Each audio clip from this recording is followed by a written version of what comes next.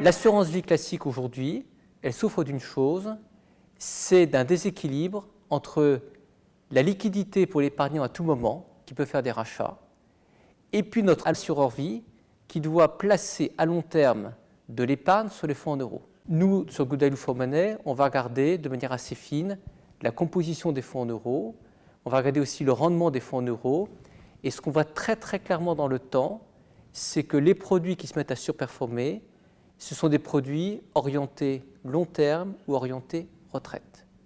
Et la tontine répond parfaitement à ce cadre-là. C'est ça qui est extrêmement intéressant, c'est que la tontine est un produit de long terme. C'est un produit pour lequel il y a une totale congruence entre l'engagement de l'assuré sur long terme et l'engagement de l'assureur qui place à long terme. Et ça permet de générer du rendement. Et l'autre point clé sur la tontine que je trouve extrêmement intéressant pour l'épargnant, c'est le fait qu'il n'y ait pas de rendement annuel garanti. La tontine, en s'affranchissant de cette obligation de garantie au jour le jour, offre un vrai levier de performance qui, je pense, sera de plus en plus visible dans les prochaines années. Ça revient à faire confiance à un gestionnaire sur le long terme. Parce que finalement, on met trop de contraintes. Et les unités de compte qui performent, c'est de la gestion de conviction. Il n'y a pas d'obligation d'application d'un indice. Et bien la tontine, c'est le même principe.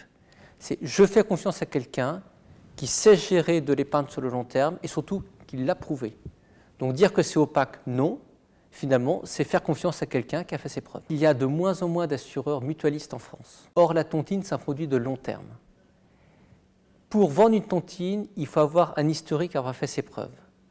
Aujourd'hui, voyez-vous un assureur capitaliste dont le patron investirait en se disant « dans 30 ans, le successeur du successeur de mon successeur tirera profit du fait que j'ai créé des associations tontinières qui ont fait leurs preuves et qui leur permettra de collecter de l'épargne. » Et c'est pour ça qu'il y a aussi peu de tontines en France.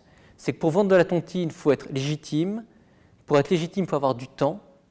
Et avoir du temps, ce n'est pas très cohérent, pas très compatible avec une logique de plus en plus capitaliste des assureurs aujourd'hui. Donc c'est cet écart entre la forme d'exercice des opérateurs et la logique de la tontine qui fait qu'il y a aussi peu de structures tontinières sur le marché.